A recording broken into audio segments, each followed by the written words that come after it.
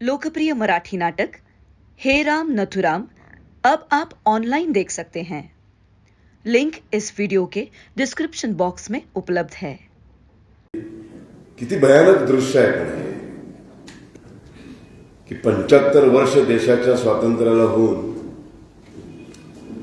एवढ्या मोठ्या नाशिक सारखा एवढा मोठा जिल्हा, त्या जिल्ह्यामध्ये मनमाड सारखं अतिशय महत्वाचं असं शहर, अतिशय महत्व आहे या शहराला। आमच्यासाठी मनमाड म्हणजे आमचं रेल्वेचं जंक्शन आहे। इथे आम्ही खूपदा गाड्या बदलतो आणि गाड्या बदलताना मध्ये 2-3 तास जर असतील तर त्यावेळेला इथल्या समोरच्या कुठल्या तरी हॉटेलमध्ये फ्रेश व्हायला येतो। तेव्हा मनमाड आम्हाला बरोबर माहिती आहे, म्हणजे मनमाडमध्ये काय प्रॉब्लेम आहेत हे तिथं आल्याशिवाय कळत नाही। आणि ते 10 वर्षापूर्वी जे प्रॉब्लेम होते तेच आजही आहेत हे कळल्यानंतर मला अतिव दुःख झालं।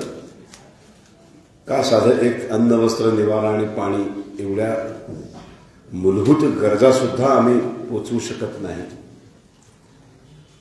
अतिशय गलिच्छ राजकारणाचा हा फटका एखाद्या शहराला, एखाद्या समाजाला कसा सहन करावा लागतो 75 वर्ष, याचं एक अतिशय जिवंत उदाहरण आहे।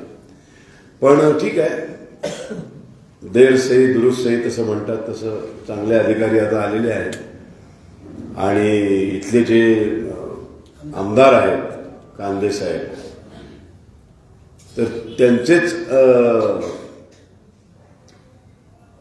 म्हणजे आमचेच, मी पण शिंदे साहेबांच्याच, बाळासाहेबांच्या शिवसेनेचा उपनेता आहे, म्हणजे मला केले गेलेलं आहे। मी मागायला गेलो नव्हतो, पण केलंय त्यांनी मला। त्यामुळे आमच्याच ह्या पक्षाचे हे कांदे साहेब आहेत आणि आज मी खरं तर ठरवलं होतं की भरपूर काय काय बडबडायचे त्यांना। हा, म्हणजे पक्षामधला मी मोठा आहे त्यांच्यापेक्षा। ते जरी आमदार असले तरी बाळासाहेबांच्या शिवसेने उपनेता आमदारापेक्षा मोठा असतो। तर त्या न्यायाने आणि शिंदे साहेबांच्या जरा जवळचा माणूस, या न्यायाने आज मी ठरवून आलो होतो की जरा सणसणीत बोलायचं, पण ती संधी त्यांनी दिलीच नाही मला। पण तेवढ्या त्यांनी काही पुरावे दाखवले आणि मी शांत झालो। त्यामुळे आता नक्कीच पुढच्या काही महिन्यात तुमचा पाण्याचा प्रश्न सुटेल, नक्कीच सुटेल। 18 महिन्यात होणार आहे।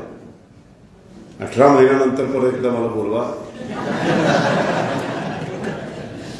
मी 24 तास राहीन आणि सारखं चेक करीन नळाला पाणी आहे की नाही, तेव्हाच माझा विश्वास बसेल की नाही कधीही सोडला तरी नळाला पाणी आहे।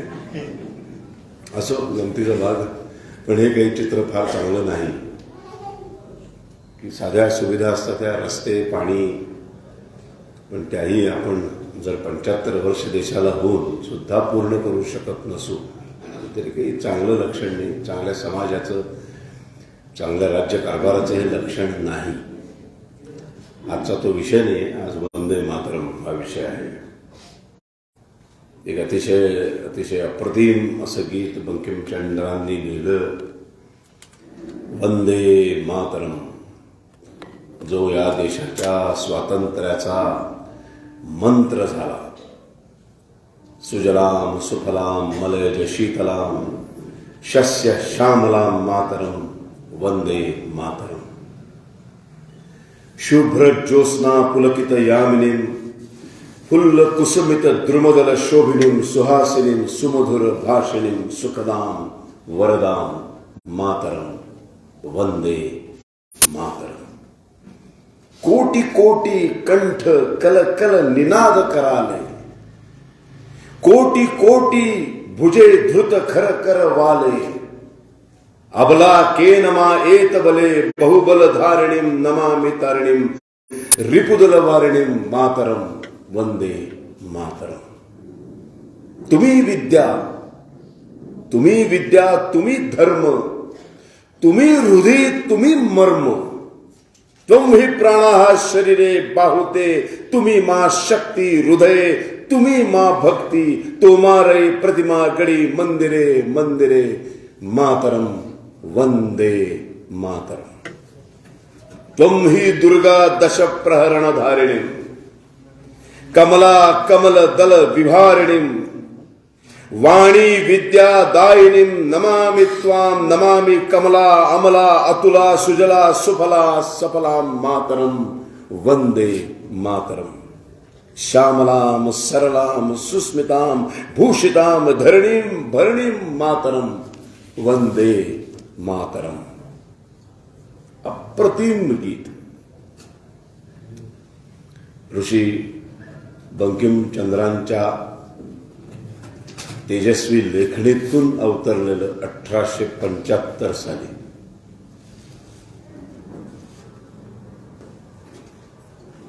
वंदे भारतम लिहिलं नाही त्यांनी,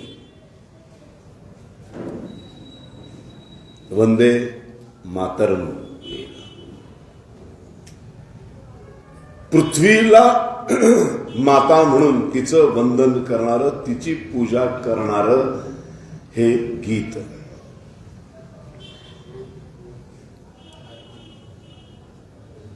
वसुधैव कुटुंबकमची भावना आमच्या हिंदुस्थानच्या हिंदू धर्मामध्ये, हिंदू संस्कृतीमध्ये शिकवली जाते.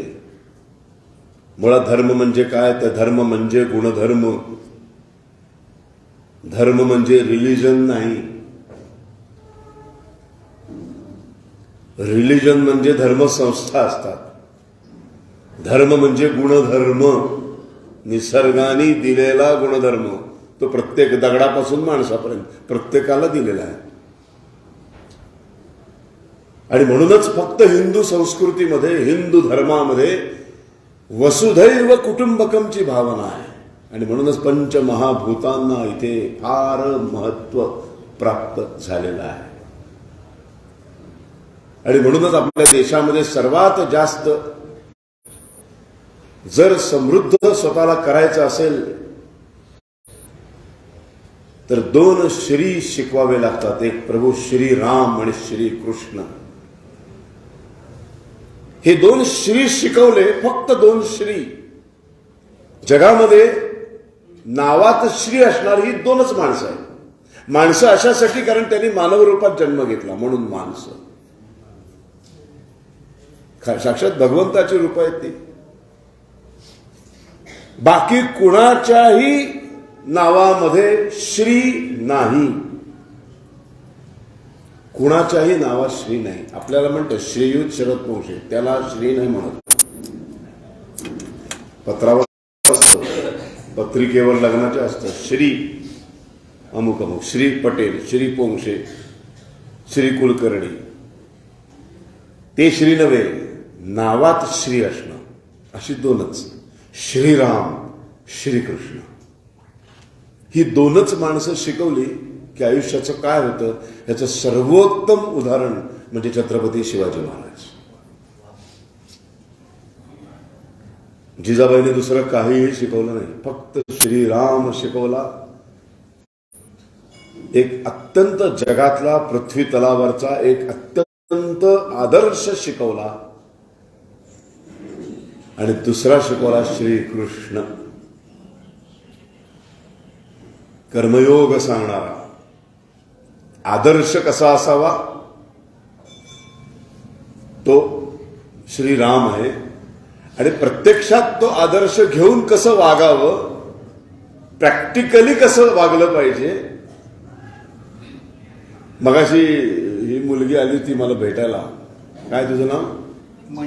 मनीषा. मंजिरी.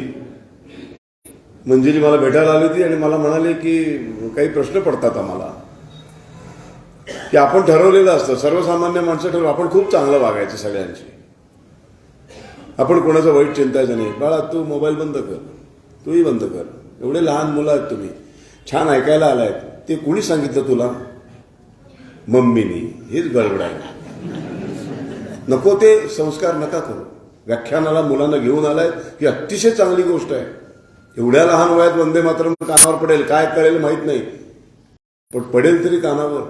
पण ते कानावर पडू देत नाही आहात तुम्ही, कारण तुम्हीच त्याला सांगताय मोबाईलमध्ये शूट कर. म्हणजे ते कानावर नाही पडतंय, ते मोबाईलमध्ये पडतंय. आणि मला ते मोबाईलमध्ये पडायला नकोय, मला ते कानात पडायला हवंय. कानातून बुद्धीत शिरायला हवंय, बुद्धीतून झिरपत हृदयापर्यंत यायला हवंय आणि मग इथून जे आज आलेले नाही त्यांच्यापर्यंत इथल्या लोकांनी ते पोचवायला हवंय. म्हणून मी मुंबईवरून इथे आलोय. मोबाईलमध्ये तुम्ही शूट करावं म्हणून नाही आलोय. ही मंडळी करतायत ती लोकांपर्यंत पोहोचवण्यासाठी करतायत, म्हणून त्यांना मी परवानगी दिलेली आहे.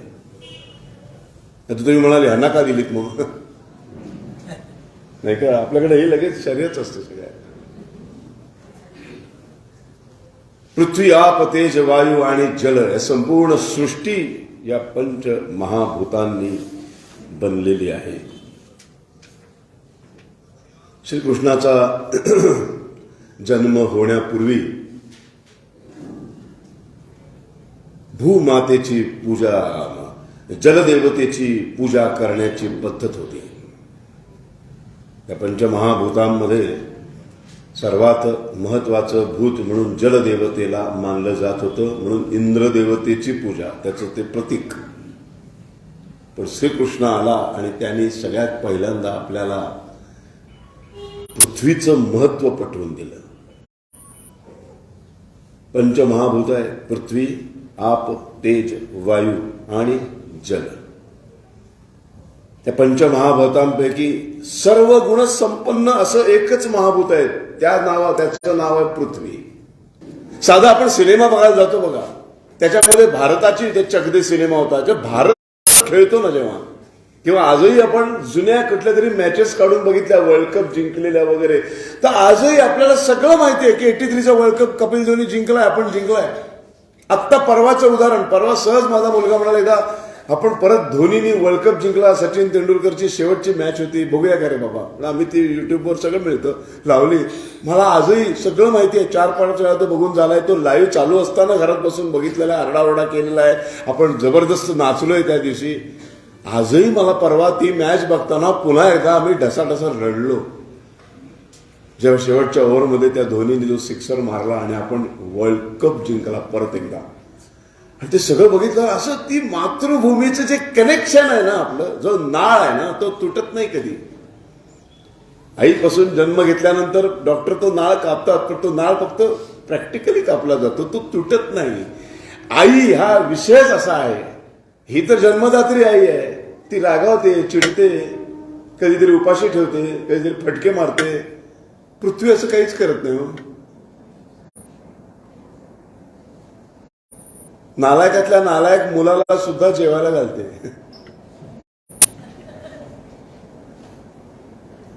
नाहीतर हे 100 कोटींचे भ्रष्टाचार करणाऱ्यांना खरं तर उपाशी ठेवायला पाहिजे होती तिने. जन्मदात्री आई ठेवते. आपण जन्म घेतो, जन्म घेतल्यानंतर आईशिवाय तुम्ही उभेच राहू शकत नाही. असं मुलाला, जन्म दिलेल्या मुलाला असं टाकून कोणी जात नाही. 24 तास डोळ्यात तेल घालून आई आणि वडील आणि घरातले अनेक माणसं त्याचं संगोपन करत असतात, त्याला सांभाळत असतात. हळूहळू ते मोठं व्हायला लागतं, हळूहळू हातपाय हलवायला लागतं, रांगायला लागतं, रांगता रांगता हळूहळू ते उभं राहायला लागतं. सगळं करत असतं, पण ते सगळं करत असताना त्याला जन्मदात्या आईच्या हाताच्या आधाराची गरज असते, त्याशिवाय ते नाही करत. आणि एक क्षण असा येतो की जन्मदात्या आईच्या हाताचा आधार संपतो, त्याला आधाराची आता गरज वाटत नाही आणि आईच्या हाताचा आधार तो सोडतो आणि तो स्वतः ठामपणे उभा राहतो. त्या क्षणी जन्मदात्या आईने जरी हात सोडला तरी एक अदृश्य रूपामध्ये दुसरी एक आई त्याचा हात धरून उभं करते. तिचं नाव मातृभूमी आहे.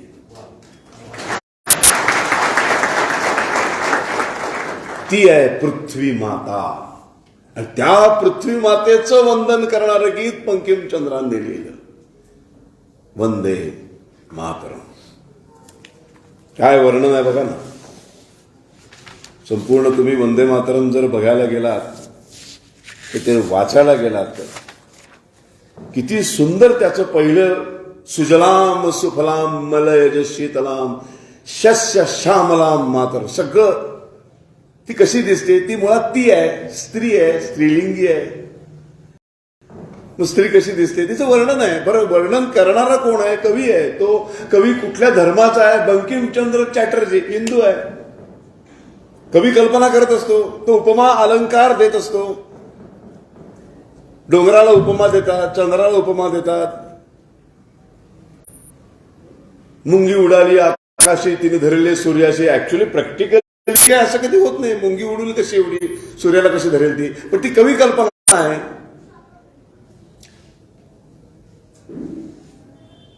तुम्ही संपूर्ण जर वाचलं एकदा वंदे मातरम शांतपणे, तर प्रत्येक कडव्याचं महत्व कळेल तुम्हाला. ह्याच्यामध्ये धर्माचा संबंधच नाही. हे गाणं हिंदू धर्माचं लिहिलेलंच नाही. हिंदू कवीने लिहिलंय, हिंदू धर्मासाठी लिहिलेलं नाही. हिंदू देवदेवतांचं गुणगान गाणारं गाणं नाही.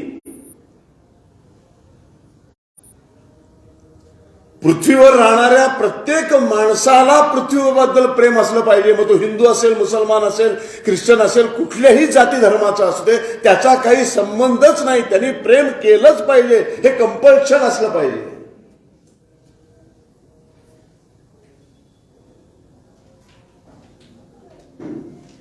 अन्न कोण देतं? पृथ्वी देते ना. वनस्पती उगवते कुठून? शेतकरी धान्य उगवतं कुठून? शेतकऱ्याचं आकाशातनं नाही, जमिनीत काढतो तो दाणे. मग पालन पोषण करतो, सगळं खत घालतो, पाणी घालतो, पावसाची वाट बघतो. मग ती पृथ्वी त्याला जन्म देते. एवढंच रोपटं येतं. मग तिचं मोठं मोठं होत जातं. मग त्याला गव्हाचे दाणे लागतात, तांदूळ लागतो, मग त्याला वाटाणे लागतात, त्याला हरभरे लागतात, त्याला सगळी धान्य लागतात. आणि मग सगळं जे सुंदर आपला जो स्वयंपाक असतो, त्याच्यामध्ये जे अन्न म्हणून जे ताटामध्ये सगळं पडतं, ते सगळंच्या सगळं पृथ्वीने दिलेलं आहे.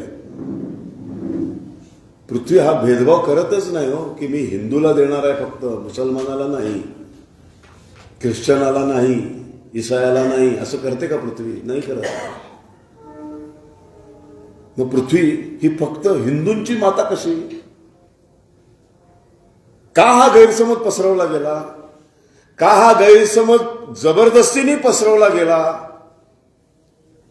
आणि मग पसरवला जात असेल तर तो गैरसमज असेल तर तो मग गैरसमज दूर करणे आपलं काम नाही का? तत्कालीन नेत्यांचं काम नाही का? तत्कालीन विचारवंतांचं काम नाही का? मी जर एखादी कविता लिहिली, सुजलाम सुफलाम मलय शीतलाम शस्य श्यामलाम मातरम, वर्णन आहे तिचं. स्त्री रूपात ती पृथ्वी, तो पृथ्वी नाही म्हणत आपण, तो सूर्य, ती पृथ्वी, ती आहे, आई आहे, म्हणून तर ती आई आहे ना. बाप नाही म्हणत आपण.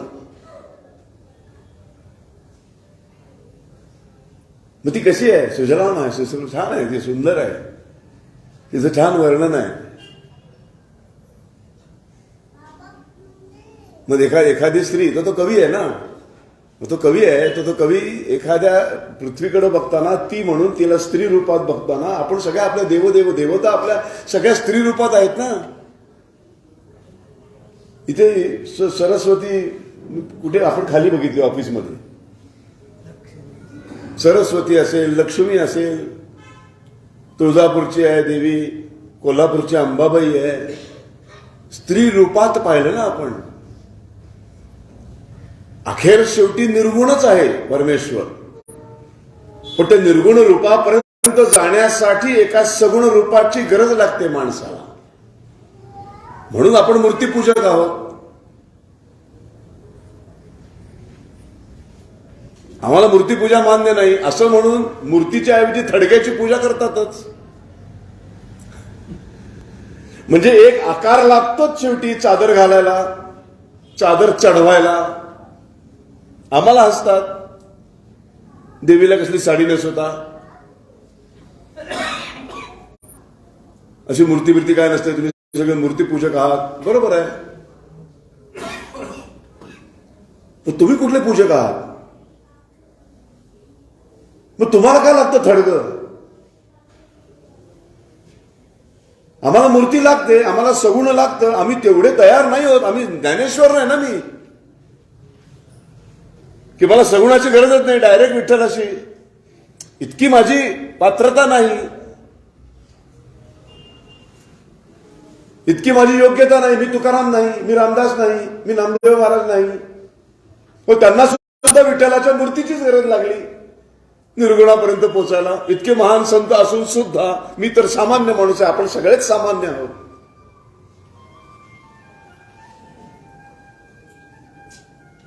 मग आम्हाला हसायचं आणि मग तुम्ही त्या एका क्रॉस समोर का उभे राहता? एक आकारच लागला ना तुम्हाला. जर अल्लाह सगळीकडे आहे, गॉड सगळीकडे आहे, तर मग तुम्ही असं कुठे उभा राहून गॉड अल्लाह अकबर म्हणू शकता की? कशाला पाहिजे ती मस्जिद? आम्हाला चिडवता मंदिरात कशाला जायला पाहिजे? ईश्वर तर सगळीकडे आहे. मग तुमचा तर त्याच्यापेक्षा सगळीकडे आहे. आमचा तर गणपती आम्हाला तो सोंडवालाच लागतो.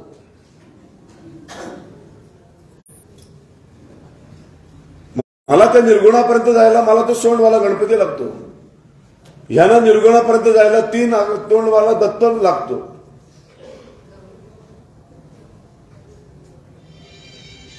ह्याला निर्गुणापर्यंत जायला तो मारुती लागतो, शेपूटवाला.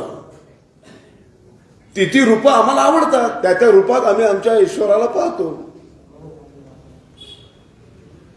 आणि मग जेव्हा त्या स्टेजला येतो तेव्हा मधलं सगुण निघून जातं आणि मग निर्गुणाशी.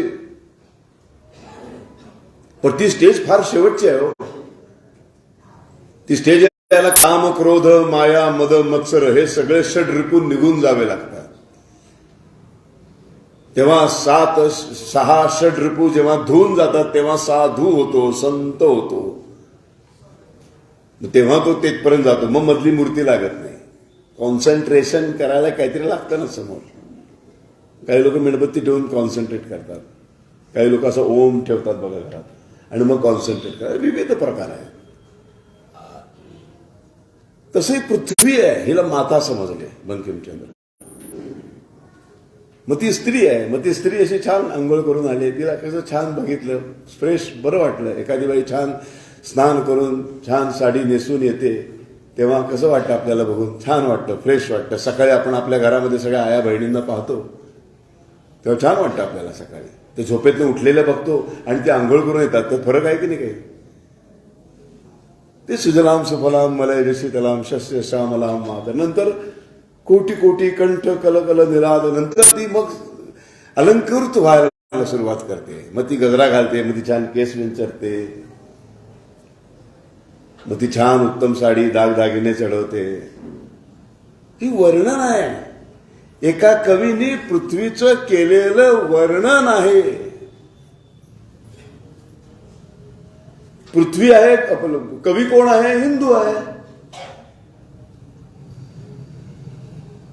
मग त्याला त्या पृथ्वीला स्त्री मानल्यामुळं, स्त्री रूपात पाहिल्यामुळं त्याला तिच्यामध्ये सरस्वती दिसते, तिच्यामध्ये लक्ष्मी दिसते, तिच्यामध्ये तुळजाभवानी दिसते, तिच्यामध्ये दुर्गा दिसते. वेगवेगळ्या रूपात पृथ्वीची रूपं आहेत वेगवेगळी. हिवाळ्यात पृथ्वी कशी दिसते, उन्हाळ्यात कशी दिसते, पावसाळ्यात कशी दिसते, दिसते ना वेगवेगळी.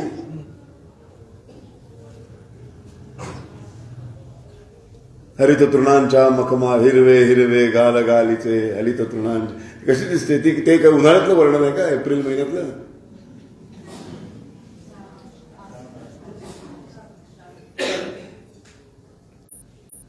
पावसाळा पडला, पाऊस सुरू झाल्यानंतर 1-2 महिन्या पाऊस झाल्यानंतर सगळं असं हिरवागार गालीच्या. मग ती पृथ्वी आहे ना, मग तिचं वर्णन करतात. बंकिमचंद्र पृथ्वीचं वर्णन करतात. म्हणून पहिल्या 2 कडव्यांना आक्षेप नाहीये, कारण तिच्या दिसण्याचं वर्णन आहे. मग तीच पृथ्वी नंतर भयानक रुद्र रूपात पण दिसायला लागते.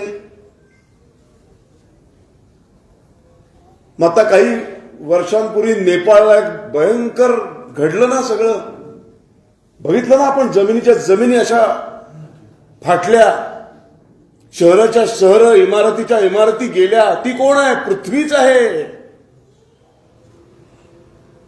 मग हे जेव्हा रूप त्यांच्या समोर आलं तेव्हा ते म्हणाले, त्वं हि दुर्गा दशप्रहरण धारिणी.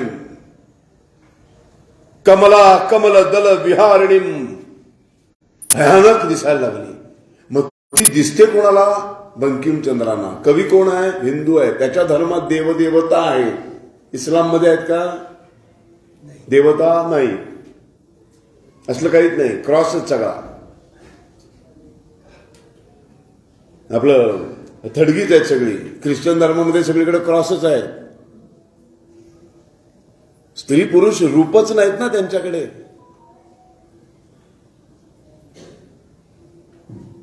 म्हणून दुर्गेच्या रूपात दिसली. दुर्गा कशी दिसते? 10 हातात 10 शस्त्र असे. असं नाही आपण बघतो नाही का? पायाखाली राक्षस तुडवलाय. ती पृथ्वीचं हे रूप बघितल्यानंतर त्याची कवी कल्पना आली. म्हणून ते पुढच्या कडव्या दुर्गा दशप्रहरण धारिणी अशी दिसली त्यांना ती. त्याचा धर्माशी काय संबंध आहे? तुम्ही वंदे मातरमला विरोध करताना तुम्हाला हे समजून सांगाल. तुम्ही जर बेअक्कल असाल आणि मूर्खपणातून तुम्ही जर असे नको ते स्वतःचे समज करून जर तुम्ही विरोध करत असाल तर तुम्हाला नीट समजावून सांगायला पाहिजे. आणि समजून सुद्धा तुम्ही जर ऐकणार नसाल आणि तरी सुद्धा तुम्ही जबरदस्तीने म्हणणार नसाल ना हे हिंदू देवतांचं गुणगान गाणारं गीत आहे, तर मग त्यांना सांगायला पाहिजे की या देशामध्ये हे गाणं गावंच लागेल.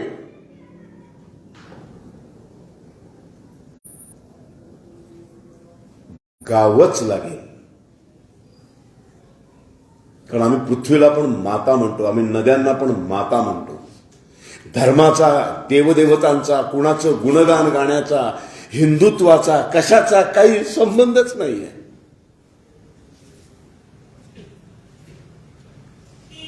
एक अख्खा जगाला, देशाला एक मंत्र मिळाला हो, वंदे मातरम.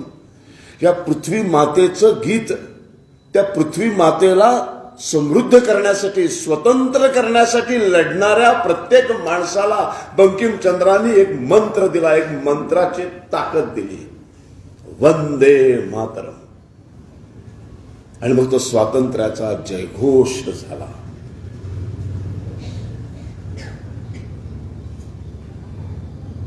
प्रादेशिक राष्ट्रवादाच्या भानगडीतून ह्याला पहिल्यांदा विरोध व्हायला सुरुवात झाली. प्रादेशिक राष्ट्रवाद म्हणजे काय? 1857चं स्वातंत्र्य समोर चिरडल्यानंतर ब्रिटिशांनी सगळे प्रदेश, सर्व राजे रजवाडे असं होतं ना आपल्याकडे. आत्तासारखा एक राष्ट्र नव्हतं आपलं. आता कसं एकच पंतप्रधान आहे. जी काय राज्य आहेत, 31 राज्य, ती सगळी त्या एका माणसाच्या हाताखाली आहेत. तो एकटाच राज्य करताय असं नव्हतं. आम्ही सगळे हिंदुस्थानच होतं, भारतच वर्ष होतं, एकच राष्ट्र होतं, पण सत्ताधारी एक नव्हता. पण तरी सुद्धा आम्ही सगळे एकमेकांशी जोडले गेलेले होतो, म्हणून आम्ही राष्ट्र होतो. देश 47ला झाला, राष्ट्र आधीपासून आहे. हा फरक आहे. राष्ट्र ही संकल्पना वेगळी आहे. राष्ट्र ही संकल्पना समान एकमेकांचे गुणधर्म, ज्या गुणधर्मांमुळे एकमेकांबरोबर एकमेकांशी जोडले गेलेले असतात, तेव्हा राष्ट्र तयार होतं. देश ही भूगोलाचा भाग विषय आहे. भारत एक देश आहे, मग तो त्याचं आपली क्षेत्रफळ आहे, त्याचं एक सीमा आल्या. राष्ट्राचं नाही. राष्ट्र हा संस्कृतीशी निगडीत आहे. मग त्याला काय काय लागतं? मातृभूमीबद्दल प्रचंड प्रेम लागतं. समान फॅक्टर काय काय आहेत आपल्या सगळ्यांमध्ये. केरळमधल्या माणसामध्ये, तुमच्यामध्ये, महाराष्ट्रातल्या माणसामध्ये, यूपी, बिहार, आसाम, पश्चिम बंगाल, जम्मू काश्मीर, जी काय आपलं पूर्ण पसरलेलं आहे, हिमालयापासून खाली सागरापर्यंत, ह्या सगळ्यांमध्ये भाषा वेगवेगळी असेल, बाकी सगळ्या गोष्टी वेगळ्या असतील, पण सगळ्यांची मातृभूमी कुठली आहे? पृथ्वी ही, हा देश हिंदुस्थान. समान संस्कृती आहे आपल्या सर्वांची. म्हणून केरळमधल्या माणसाला सुद्धा पंढरपूरचा विठ्ठल हा तीर्थक्षेत्र असतं आणि महाराष्ट्रातल्या माणसाचं तिरुपती बालाजी हे तीर्थक्षेत्र असतं. तसं नसतं तर आपल्याला तिरुपती बालाजी आपलं तीर्थक्षेत्र कधीच वाटलं नसतं. म्हणून सावरकरांनी जी व्याख्या केली ना हिंदुत्वाची आणि हिंदू धर्माची, ती फार सुंदर आहे. आसिता सिंधू पर्यंता यस्य भारत भूमिका पितृभू पुण्यभूश्चैव हिंदुरुती स्मृता. कॉमन फॅक्टर एक असतात तेव्हा ती सगळी माणसं संघटित राहतात, एकत्र राहतात. ते कॉमन फॅक्टर काय काय आहे तर मातृभूमीवरचं नितांत प्रेम हे सगळ्यात पहिलं फार महत्वाचं, जे केरळमधल्या माणसालाही आहे, इथल्याही माणसाला आहे, युपीतल्याही आहे, आसाममधल्या आहे, जम्मू काश्मीरमधल्याही आहे, गुजरातमधल्याही माणसाला आहे. समान संस्कृती आहे.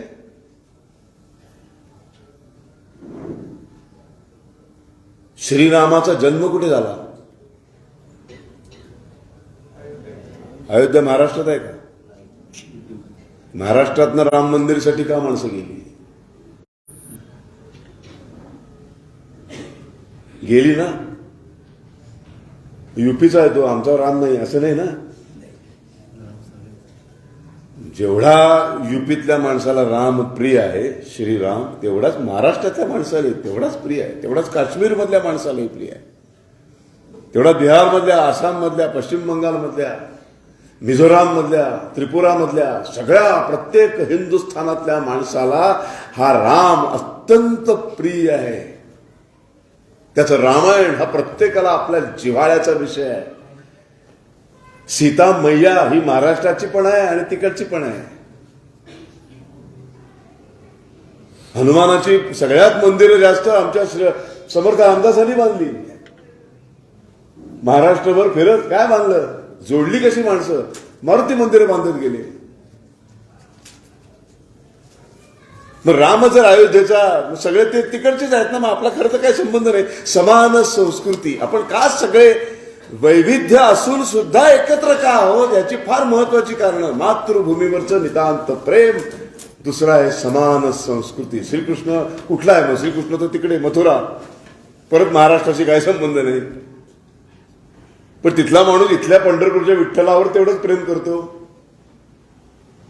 ज्ञानेश्वरी लिहिणारे आळंदीतले महाराष्ट्रातला ज्ञानेश्वर हा मुलगा, त्यांनी लिहिलेली ज्ञानेश्वरी हा संत हा एवढाच प्रिय कोणाला आहे? पंजाबमधल्या माणसाला पण आहे. पसायदान ते पण म्हणतात. गुरु गोविंद सिंह पंजाबमधले आहेत, पण आम्हालाही तेवढेच प्रिय आहे. सावरकर त्यांना गुरु मानतात, महाराष्ट्रातले सावरकर. छत्रपती शिवाजी महाराज आम्हाला प्रिय आहेत, तेवढेच ते काश्मीरमधल्या माणसालाही आहेत, तेवढेच ते नरेंद्र मोदी गुजरातचे आहेत, त्यांनाही आहेत. समान मातृभूमीवरचं प्रेम, त्याच्यानंतर असते ती समान संस्कृती, तिच्यानंतर येतो तो समान इतिहास. जिथे संस्कृती समान असते तिथे इतिहास नॅचरली समान असणार. 1857चं स्वातंत्र्य समर हे काय फक्त महाराष्ट्रात घडलं का?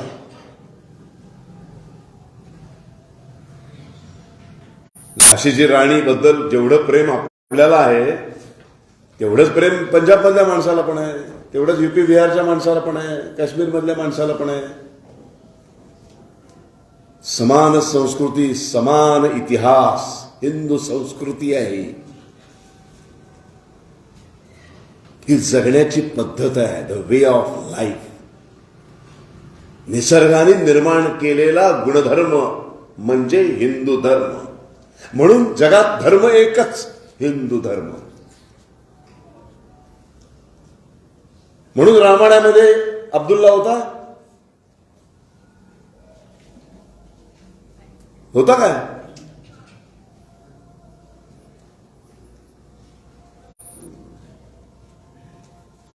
रामायणात अब्दुल्ला नव्हता, फर्नांडिस पण नव्हता. रावणाकडे एक मेहमूद होता, इकडे असलं काय कासिम होता, असलं काही नव्हतं, कारण ते अस्तित्वातच नव्हतं. महाभारतामध्ये असं होतं, दुर्योधनाकडे एक मोहम्मद आहे, एक इस्माईल आहे, आणि अर्जुनाकडे एक जॉन आहे, एक मेरी आहे. नाही, हे सगळं अस्तित्वातच नव्हतं. हे सगळंच नंतर अस्तित्व निर्माण झालेलं आहे. म्हणून धर्म एकच, म्हणून संस्कृती एकच. मनुष्याने मनुष्याशी माणुसकीनं जगण्याची संस्कृती, म्हणून एकमेव संस्कृतीमध्ये नीती नियम नाही, धर्म संस्थापक नाही. अमुक एका तिथीला वैद्य शुद्ध प्रतिपदा, चैत्र शुद्ध प्रतिपदा, गुढीपाडव्याला हिंदू धर्माची स्थापना झाली नाही.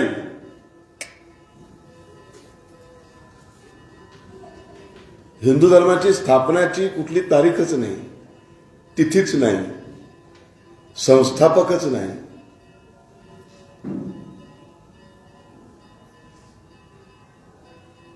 म्हणजेच प्रत्येक जगातला मनुष्य दुसऱ्या माणसाशी जोडणारी एकमेव जगातली संस्कृती म्हणजे हिंदू संस्कृती. म्हणून आपण कधीही महासत्ता होण्यासाठी धडपडत नाही, आपण विश्वगुरु होण्यासाठी धडपडतो. लक्षात ठेवा, फार मोठा फरक आहे.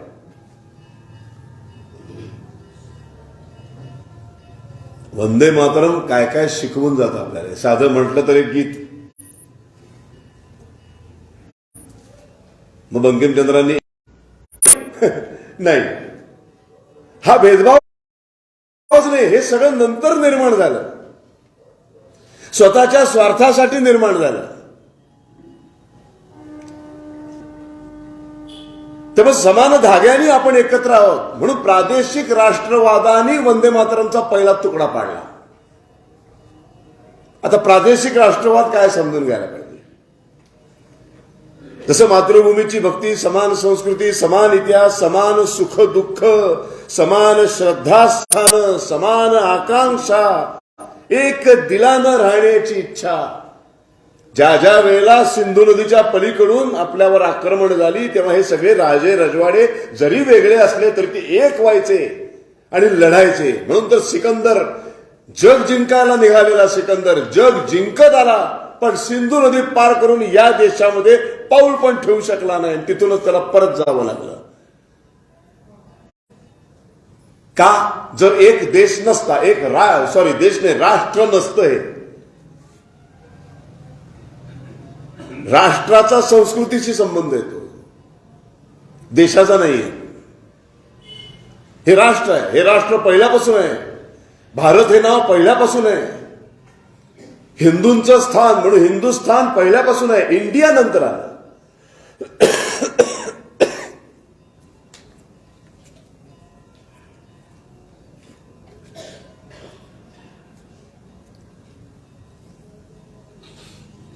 प्रादेशिक राष्ट्रवाद. आता बघा गंमत, बघा याचा फरक कसा आहे. 1857चं स्वातंत्र्य समर चिरडून झाल्यानंतर संपूर्ण भारतावरती ब्रिटिशांचं राज्य आलं. आता माझा जो शत्रू आहे आणि तुझा शत्रू, आपल्या दोघांचे शत्रू एक म्हणून आपण मित्र, हा झाला प्रादेशिक राष्ट्रवाद. आम्ही दोघं मित्र का? कारण तुमच्यावर पण ब्रिटिशांनी तुम्हाला गुलाम बनवलंय, ब्रिटिशांनी आम्हाला गुलाम बनवलंय, म्हणून आपण मित्र व्हावं. अशी मैत्री कधी टिकत नाही. मैत्री टिकते कधी?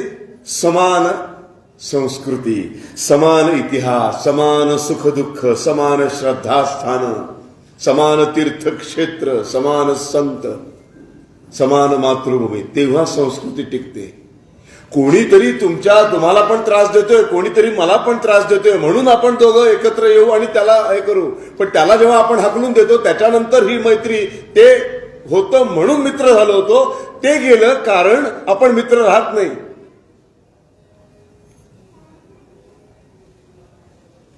आणि या प्रादेशिक राष्ट्रवादाने जे तुकडे पाडले त्यातला पहिला तुकडा पडलाय तो वंदे मातरमचा. आणि वंदे मातरम आपलं राष्ट्रगीत होऊ शकलं नाही.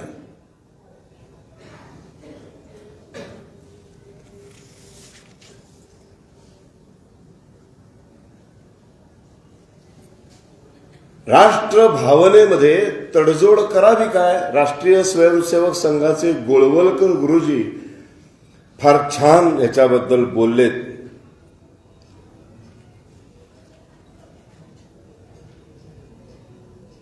एक छोटस उदाहरण सांगतो प्रादेशिक राष्ट्रवादाचं. एक महापूर आला, महापुरामध्ये सगळंच वाहून जायला लागलं.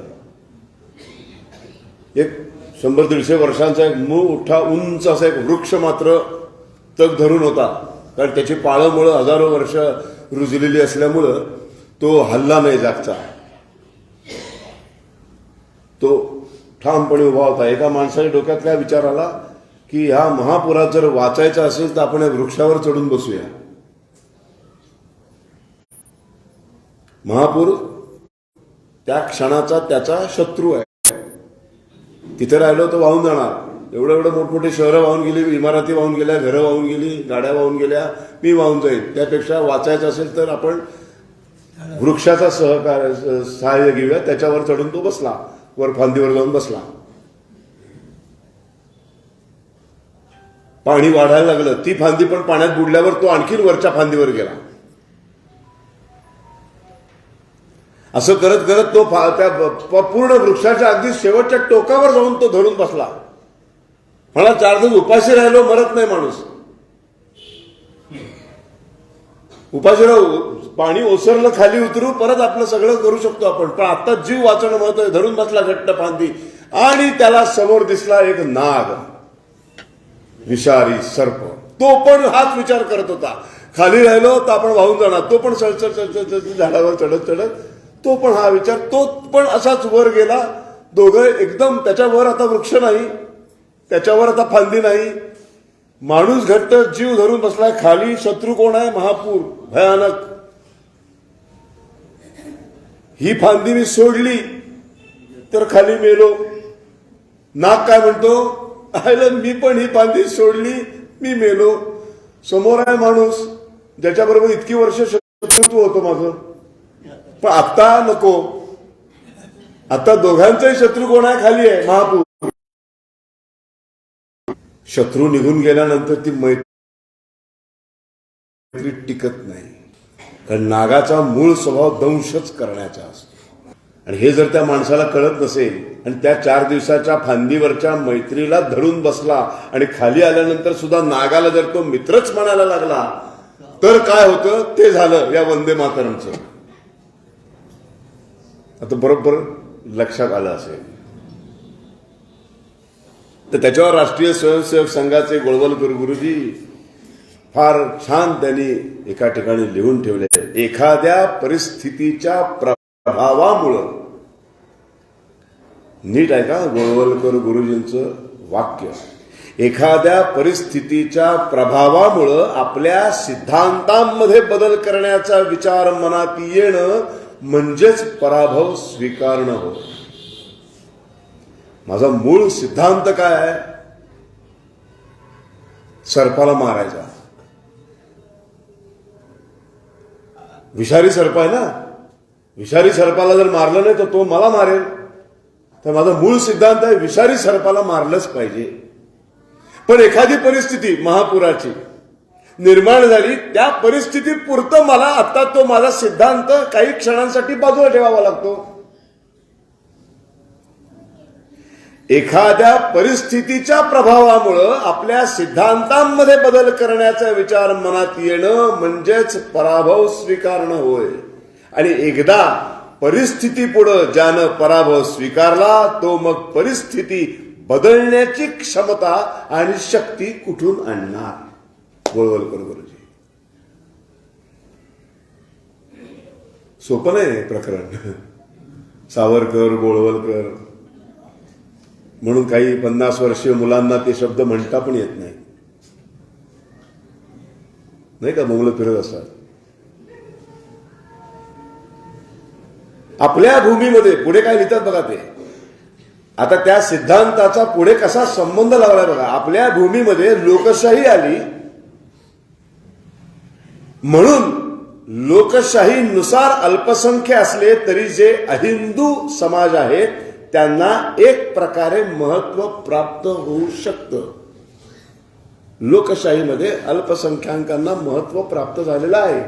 ह्याच्याबद्दल वाद असण्याचं कारणच नाही. पण ते महत्व लक्षात घेऊन आणि त्याचा लाभ मिळावा म्हणून आपल्या सिद्धांतांमध्ये बदल करण्याची आवश्यकता आहे काय? आणि हिंदुस्थानामध्ये बरोबर तेच झालं. केवळ त्या अल्पसंख्याकांचा लाभ मिळावा म्हणून मूळ आमच्या सिद्धांतांमध्येच आम्ही बदल करत गेलो. त्यांनी ऑब्जेक्शन घेतलं, ते काढून टाकलं, त्यांनी ऑब्जेक्शन घेतलं, हे काढून टाकलं, त्यांनी ऑब्जेक्शन घेतलं, ते काढून टाकलं, सगळंच काढून टाकत टाकत टाकत टाकत आलो आम्ही. आमची हिंदू संस्कृती इथपर्यंत आलो आम्ही की प्रभू श्रीराम हा आम्हाला काल्पनिक वाटायला लागला. का? कारण त्यांना वाटतं ना, गले पर छुरी रखेंगे तो भी मैं वंदे मातरम नहीं बोलूंगा असं म्हणणारी खासदार आमदार पैदा झाले या देशामध्ये. का? कारण त्या अल्पसंख्याकांचा लाभ मिळवण्यासाठी मूळ सिद्धांतालाच आम्ही बगल द्यायला गेलो. मग आमचं यश आम्हाला मिळणार कसं? ती शक्ती मग नंतर नंतर ती शक्ती इतकी हरवून बसतो आम्ही की लढाईची ताकदच राहत नाही. आणि 75 वर्षानंतर आज आता ते सगळं काढणं फार अवघड होऊन बसलं.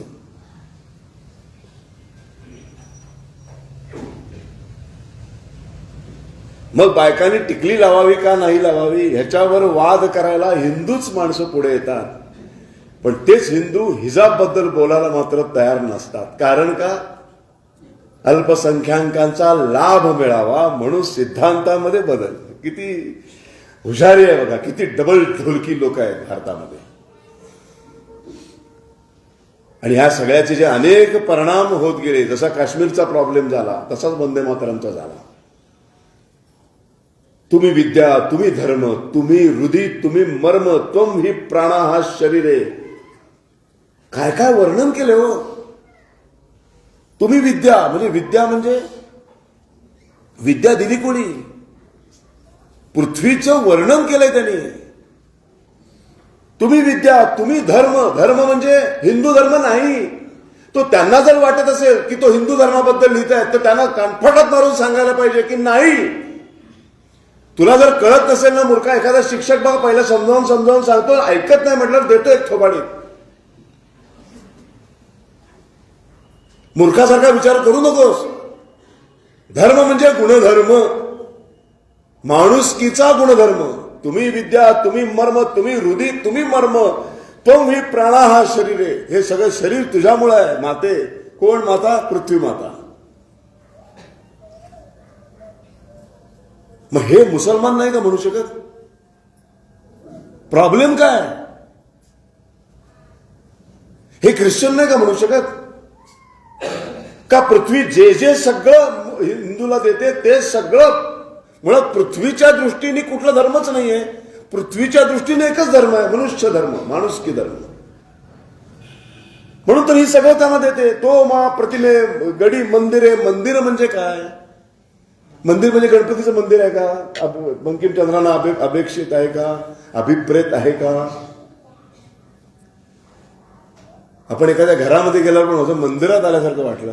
प्रसन्न जिथे वाटतं ना त्या ठिकाणाला आपण मंदिर म्हणतो.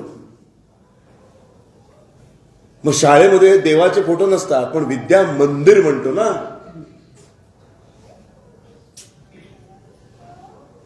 आम्ही नाटकातली काम करणारी माणसं आहोत. आम्ही नाट्य मंदिर म्हणतो. चित्रपट मंदिर असतं. मंदिर म्हणजे फक्त तिथे श्रीकृष्ण रामाची आणि दत्ताची मूर्ती असते असं नाही. मंदिर म्हणजे जिथे प्रसन्न वाटतं, जिथे छान वाटतं, जिथे छान बसावंसं वाटतं, तिथे कॉन्सन्ट्रेशन होतं, जिथे खरा निसर्गाचा गुणधर्म आपल्याला अनुभवायला मिळतो, मानुष्य धर्म, ते प्रत्येक ठिकाण हे मंदिर आहे. हे मंदिर आहे पृथ्वी, हे मंदिर आहे. त्या मंदिरामध्ये या पृथ्वीवरचा प्रत्येक माणूस, या पृथ्वी मातेचे सगळं लेकरं सुखाने बसतात, सुखाने जगतात. म्हणून आमच्यासाठी हे मंदिर आहे. स्मशान आहे असं नाही म्हटलं ना, अशी उपमा नाही दिली. गडी मंदिरे, मंदिरेच्या ऐवजी गडी स्मशान, स्मशान असं नाही म्हटले ना. स्मशानामध्ये नाही वाटत ना असं. ते थडगी असतात तिथे जाऊन तुम्हाला प्रसन्न वाटतं का हो? हा, प्रसन्न नाही वाटत. प्रसन्न कुठे वाटतं? इथे मंदिर आहे तिथे. थडग्यांच्या इथे प्रसन्न कधीच वाटत नाही, भकास वाटतं. शांतता असते पण ती भयान असते.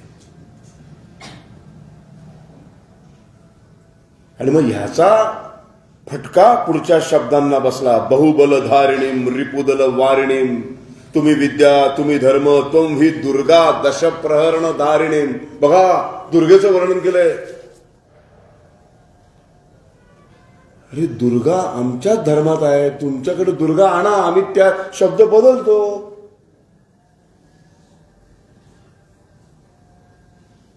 तुम्ही जी दुर्गा आम्ही बघितली आहे आमच्या देवळामध्ये, आम्ही जी दुर्गा बघतो आता नवरात्रामध्ये बघतो ना, दुर्गा कशी असते? दुर्गा राक्षसाला ठार मारणारी.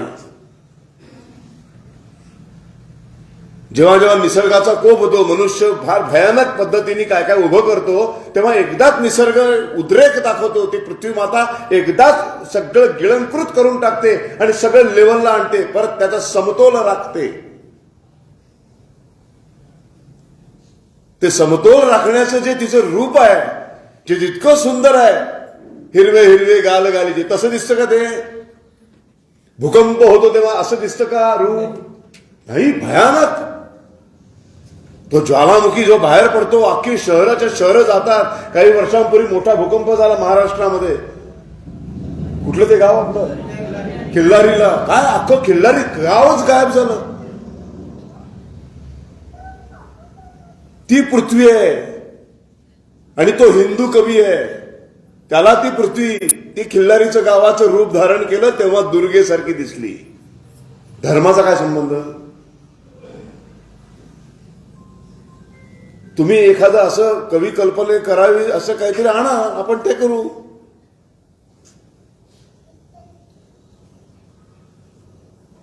काही नाहीच तर काय कुठून आणणार आम्ही?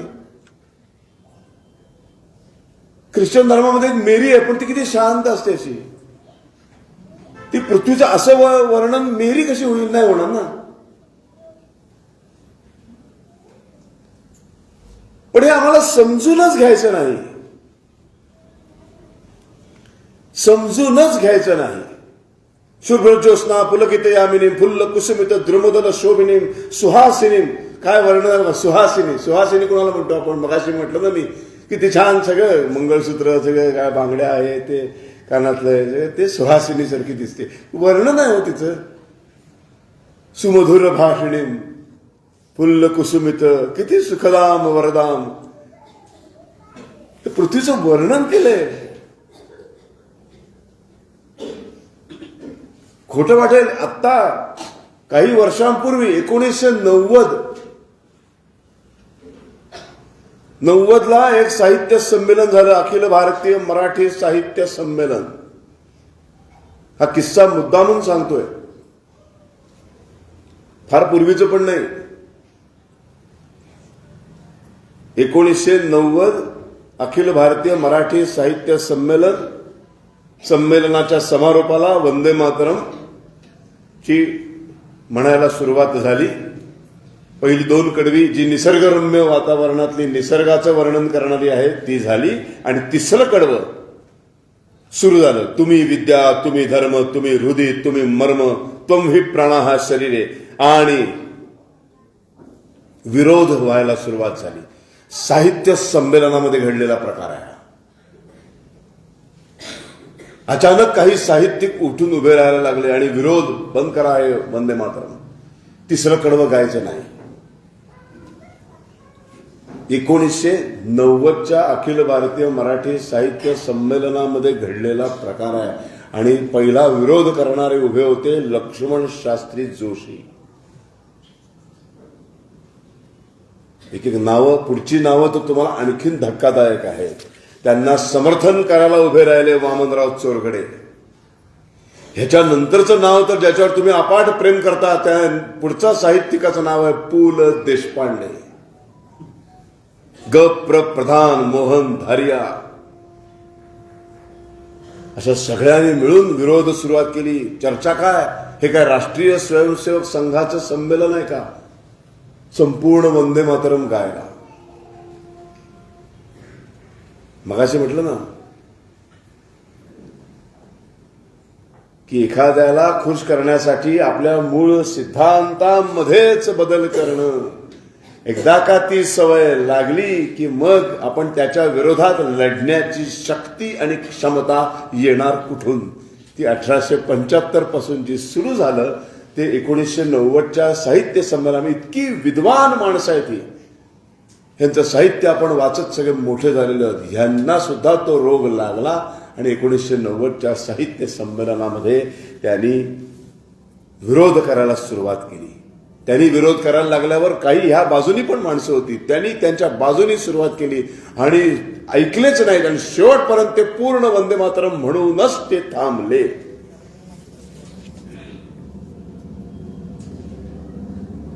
काळ कुठलाही असू दे, म्हणजे सिकंदराच्या आक्रमणाविरुद्ध एकाकी झुंज देणारा पोरस राजा असू दे, शकांचा नाश करणारा विक्रमादित्य असू दे, अल्लाउद्दीन खिलजी विरुद्ध लढणारा रामदेव राय असू दे, मोहम्मद घौरी विरुद्ध लढणारा पृथ्वीराज चौहान असू दे, किंवा दिल्लीच्या प्रचंड मुघल सत्तेसमोर राणावाला झुंज देणारा महाराणा प्रताप असू दे, सर्वांच्या मनामधला भाव एकच होता, मातृभूमी प्रति समर्पण.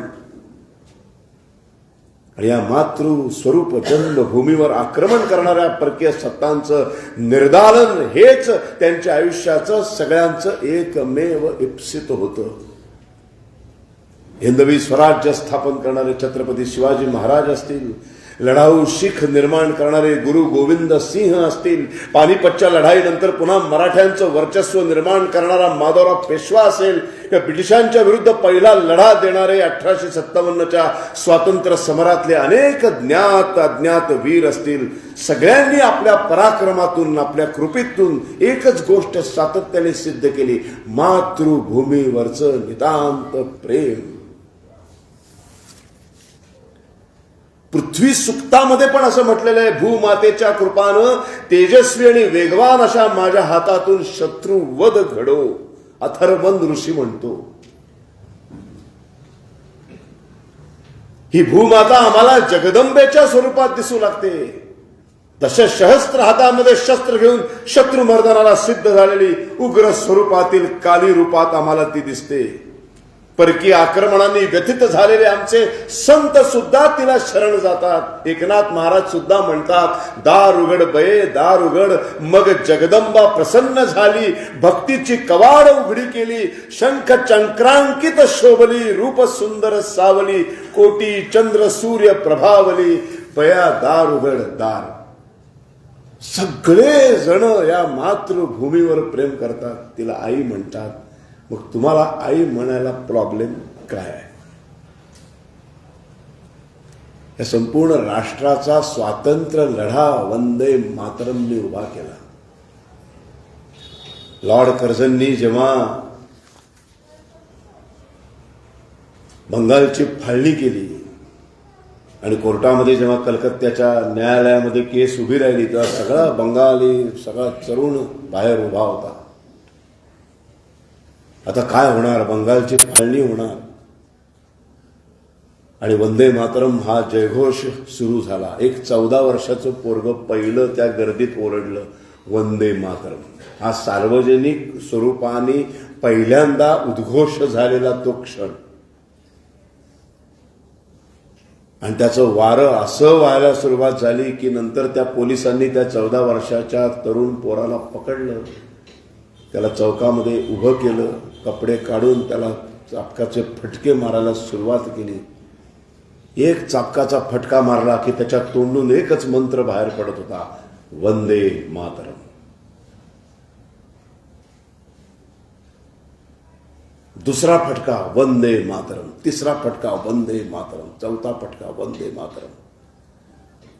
हळूहळू हळूहळू मूर्छित पडला, मेला. शेवटच्या क्षणापर्यंत त्याचे ओठ हालत होते आणि शब्द एकच बाहेर पडत होता, वंदे मातरम.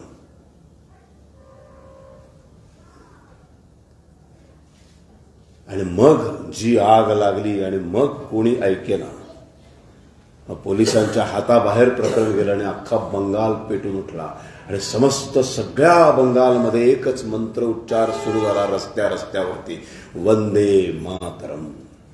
आणि तो आपल्या देशाच्या स्वातंत्र्याचा जयघोष बनला, घोषणा बनली. जय भवानी जय शिवाजी कशी शिवाजीच्या काळामध्ये बनली, तशी देशाच्या स्वातंत्र्याचा मंत्र बनला, वंदे मातरम. कार्तिक शुद्ध नवमी शके 1797, 7 नोव्हेंबर 1875 बंकिमचंद्रांच्या लेखणीतून हा मंत्र पहिल्यांदा लिहिला गेला. कलकत्त्याजवळ नवहाटी म्हणून गाव, त्या गावामध्ये 2 मजली इमारतीमध्ये त्यांचं घर, दुसऱ्या मजल्यावर बसलेत. कवी आहेत, काहीतरी लिहायचा प्रयत्न करतायत, सुचत नाहीये, काय लिहावं सुचत नाहीये. फ्रस्ट्रेट झाले, बाहेर पडले. गावाच्या बाहेर गंगा नदी वाहत होती. गंगा नदीच्या काठावर जाऊन बसले. गंगा नदीच्या पात्राकडे एकटक बघत बसले. त्या पात्रामध्ये एक छोटी नाव होती. त्या नावेमध्ये एक कोळी एक गाणं गुणगुणत होता आणि ते जाळं टाकत होता. आणि ते गाणं गुणगुणता गुणगुणता त्याच्या तोंडून जे शब्द बंगाली भाषेत बाहेर पडत होते, त्या शब्दांचा अर्थ असा होता की नदीला तो मातृ म्हणजे आईच्या स्वरूपात तिचं वर्णन करत होता की हे नदी माझी माते, तू आहेस म्हणून मी आहे. का? कारण तू आहेस, तू आहेस म्हणून तुझ्या पात्रामध्ये मासे आहेत, म्हणून मी तुझं लेकरू त्या माशांचं जाळे टाकून त्यांना पकडतोय, मासेमारी करू शकतो. आणि त्या मासेमारीवर माझं कुटुंब चालतं, हजारो माणसांचं कुटुंब चालतं. असं एक कोळी बंगाली भाषेमध्ये गाणं म्हणत होता. अशी विमनस्क अवस्थेत बसलेले बंकिमचंद्रांच्या कानावर ते पडलं. ते दृश्य पाहिलं की एक नदी फक्त मासे देते, तर त्या कोळ्याला ती त्याची माता वाटायला लागली. आणि मग तिथून स्फुरलं आणि मग झार झार झार झार झार झार माणूस आपल्या घरी आला आणि त्यांनी कागद काढले आणि एका फटक्यात त्यांनी 5 वंदे मातरमची कडवी लिहून काढली. एका फटक्यात 5. दुसऱ्या दिवशी सगळ्या साहित्यिक मित्रांना बोलवलं, आनंदाने सांगितलं, बघा आम्ही एक छान गाणं लिहिलंय, बघा वंदे मातरम म्हणून दाखवलं सगळ्यांना. आवडलं नाही मित्रांना. काय कुठलं गाणं आहे हे? कुठल्या रिदम मध्ये पण बसत नाही. हे धड संस्कृत नाही, धड बंगाली नाही. हे कसं गाणं लिहिलंस तू? असतं कसलं गाणं? चिडले. मग तुम्हाला कोणाला तरी खुश करण्यासाठी मी लिहित नाही. तुम्हाला नसेल आवडलं तर नका आवडू. पण स्वतःला एवढा विश्वास होता की हे गाणं एक दिवस इतिहास घडवणार. एवढा ठाम विश्वास होता स्वतःच्या लेखणीबद्दल. मग मध्ये काही काळ गेला जेव्हा साहित्यिक मित्रांनीच टिंगल केली. धड बंगाली नाही, धड संस्कृत नाही, धड कुठल्या भाषेत नाही, धड त्याला काही सांगीतिक त्याच्यात कुठे यमक जुळत नाही, अशी सगळी टिंगल केल्यामुळे नंतर त्यांनी कुणालाच दाखवलं नाही. आणि त्यानंतर काही काळाने त्यांनी आनंद मठ नावाची कादंबरी लिहिली. आणि मग त्या आनंद मठ कादंबरीमध्ये एक सिच्युएशन अशी आली की तिथे बंकिमचंद्रांच्या लक्षात आलं की ह्या सिच्युएशनचं वर्णन उगाच वेगवेगळ्या शब्दात न करता आपणच लिहिलेलं काही काळापूर्वी वंदे मातरम बरोबर त्या कादंबरीमध्ये त्यांनी आणून ठेवलं.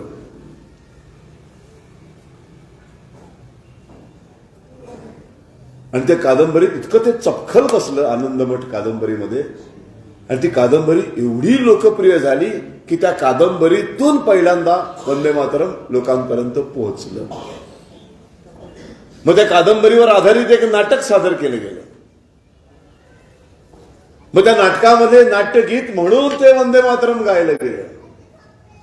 मग त्याला त्या नाटकाच्या संगीतकारांनी एक चाल लावली.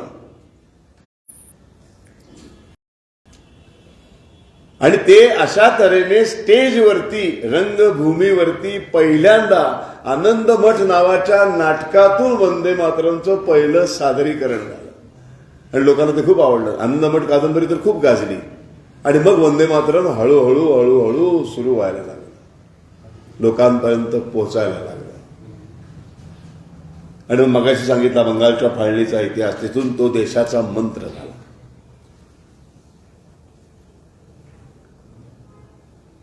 आता गंमत कशी आहे, हे सुरुवातीला जेव्हा 1875 नंतर जेव्हा 1896ला राष्ट्रीय काँग्रेसची पहिलं अधिवेशन जेव्हा झालं, त्या अधिवेशनामध्ये रवींद्रनाथ टागोर उपस्थित होते. आणि मग त्या राष्ट्रीय काँग्रेसची जी स्थापना झाली होती भारताच्या स्वातंत्र्यासाठी, एका ब्रिटिश अधिकाऱ्यांनी राष्ट्रीय काँग्रेसची स्थापना केली. हेही माहीत नसेल कदाचित. आजही कित्येक मुलांना असं वाटत असेल गांधीजींनी काँग्रेसची स्थापना केली. नाही, गांधीजी खूपच 1919 नंतर गांधीजींचा राजकारणामधला जन्म आहे. एका सलग ब्रिटिश अध्यक्ष आहेत राष्ट्रीय काँग्रेसचे, तर राष्ट्रीय महासभा असंही म्हणायचे त्या काळात.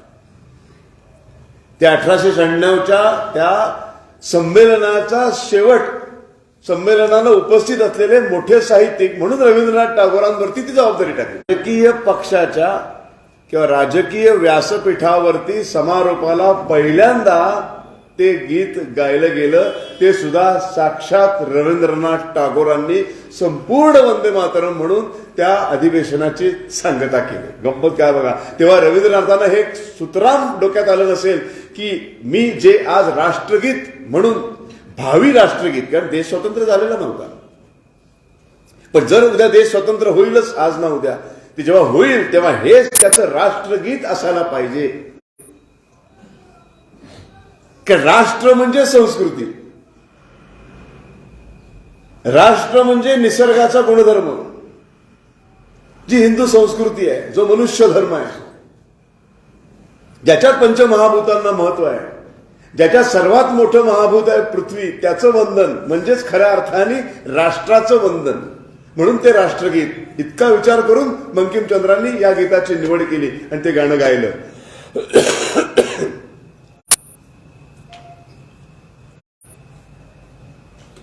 आज खोकला झालं, सॉरी.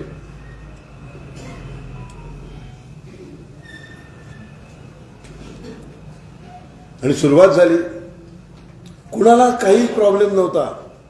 राष्ट्रीय महासभेमध्ये अनेक मुस्लिम नेते होते, सगळे अतिशय शांतपणे उभे राहिले.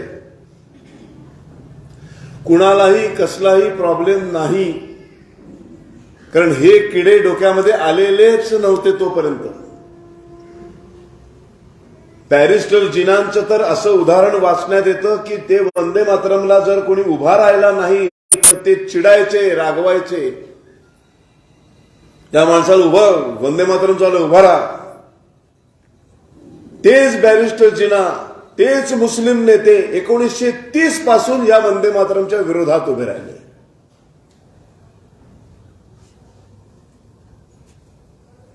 एखाद्याला खुश करण्यासाठी आपल्या मूळ सिद्धांतामध्ये बदल, सगळं तिथेच गोळवलकरांच्या वाक्याशी येऊन थांबतं.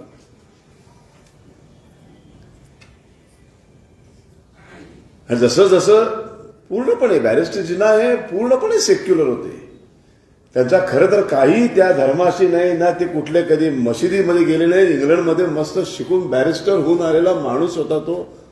लोकमान्य टिळकांची केस ज्यांनी चालवली, लोकमान्य टिळकांची केस चालवलेला माणूस आहे तो. पुढे इस्लामच्या धर्मावर आधारित राष्ट्राची मागणी करण्यापर्यंत त्याची मजल गेलेली आहे. तो सगळा एक फार वेगळा इतिहास आहे.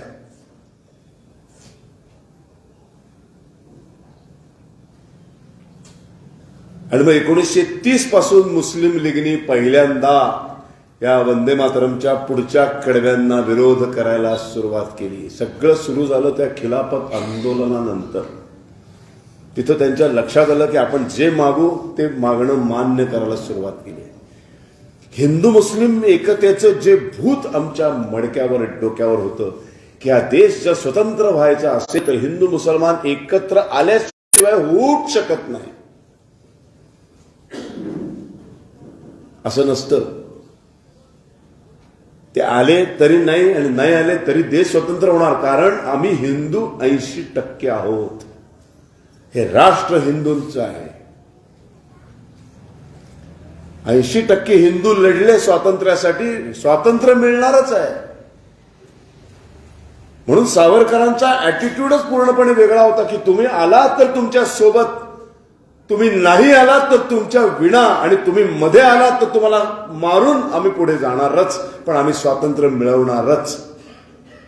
पण तुम्ही यावं आमच्या सोबत, कुठल्याही परिस्थितीत तुम्ही यायलाच पाहिजे. हा आमच्या अट्टाहासापायी आम्ही तुम्ही म्हणाल त्या मागण्या मान्य करायला सुरुवात करतो ना, तिथे मूळ सिद्धांताला बगल दिली जाते.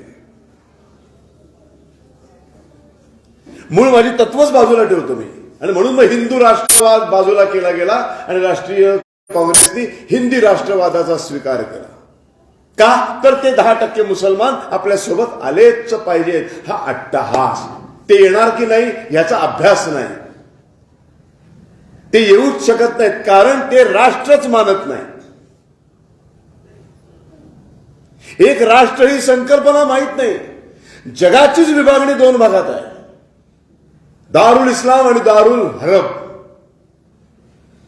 एक भारत, एक इंग्लंड, एक फ्रान्स, एक रशिया नाही. जग दारुल हरब, दारुल इस्लाम. काय भानगड आहे ही दारुल इस्लाम? जिथे मुसलमान राहतात आणि शासन ज्यांचं मुसलमानांचं आहे, शासन करते, राज्य करते सुद्धा मुसलमान आहे. तो सगळा भूतलावरचा प्रदेश, पृथ्वीवरचा सगळा प्रदेश, म्हणजे आताची जी 55-56 मुस्लिम राष्ट्र आहेत ती सगळी शासन करते मुसलमान आहेत.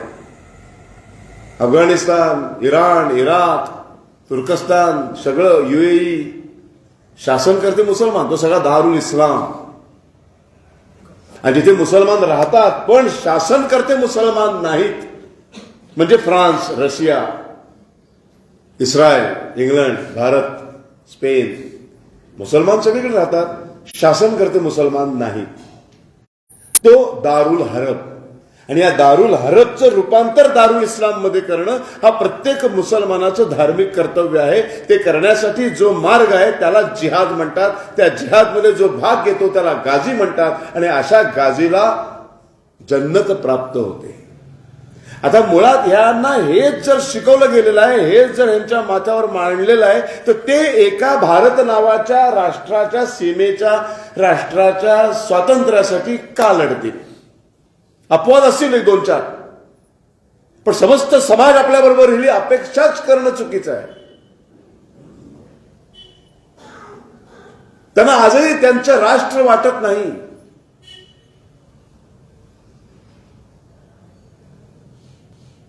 मुळात तुम्हाला गंमत माहित नाहीये, जेव्हा ब्रिटिशांनी संपूर्ण दिल्लीची सत्ता काबीज केली तेव्हा मुस्लिम लीगची धारणा काय होती माहितीये? ब्रिटिशांनी सत्ता कोणाची काबीज केली?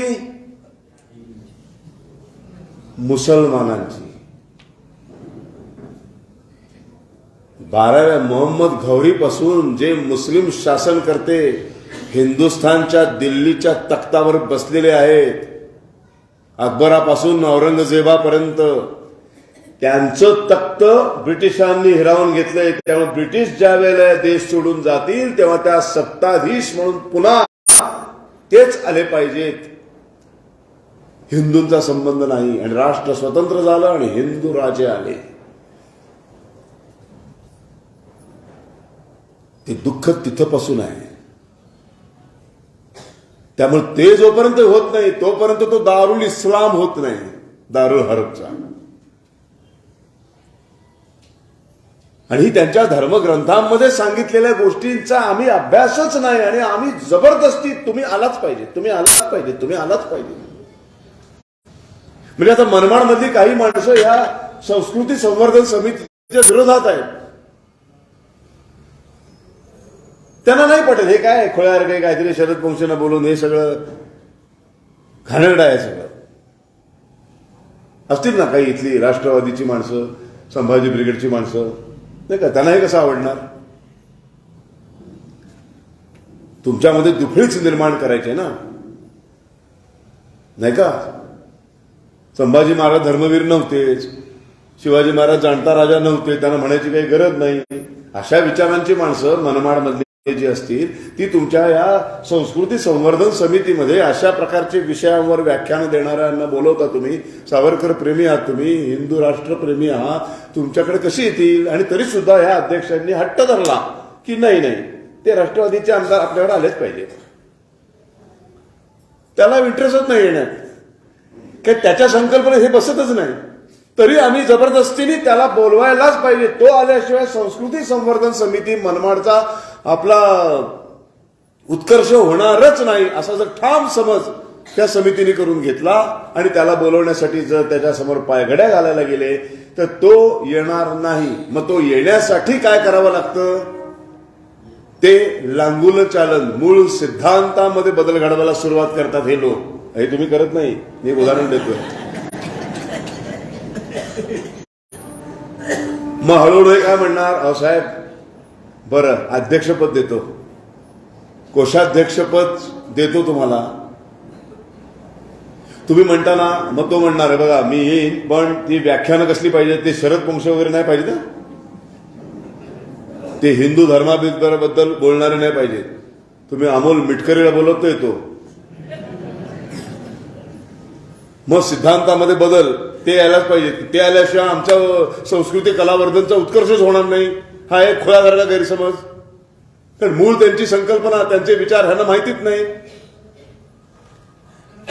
मग एक वर्ष येणार, शरद पंक्ष गायब होणार आणि मग मग भार्या समोर आम्ही म्हणणारा इथे व्याख्यान द्यायला येणार. आणि म्हणजे या संस्कृती संवर्धन न होता जे काही होणार तेच या देशाचं झालं.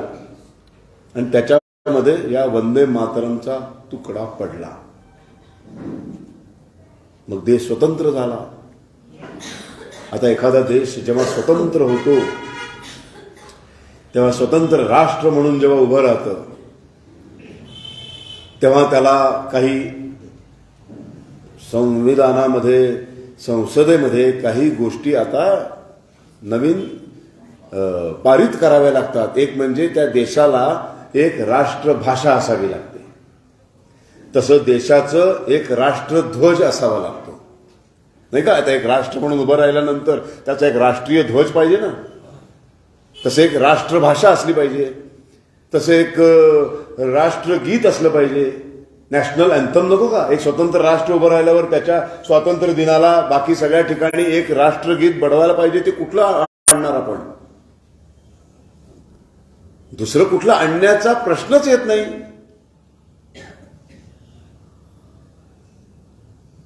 वंदे मातरम 1875 ते 1947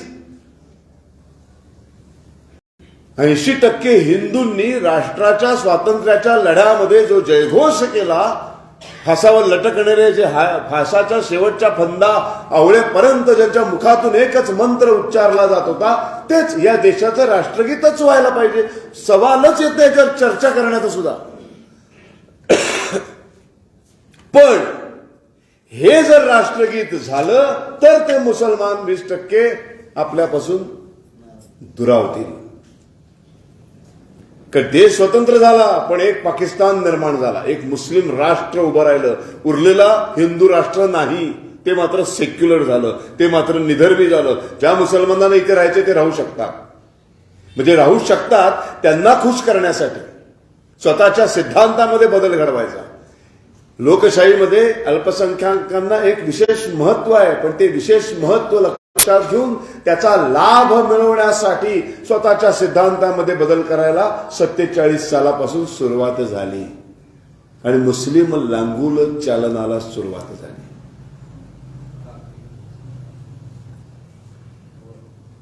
मग राष्ट्रगीत हा विषय आला पटलावरती. आता राष्ट्रगीत म्हणून काय करायचं?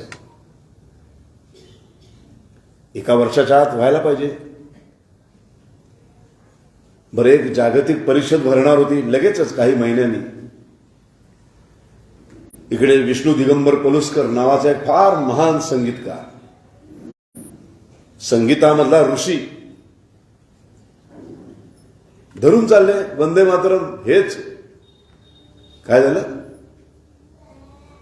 काय सांगताय मग? धरून चालले की वंदे मातरम हेच राष्ट्रगीत आहे आणि त्यांनी सांगीतिक चाली लावायला सुरुवात केली.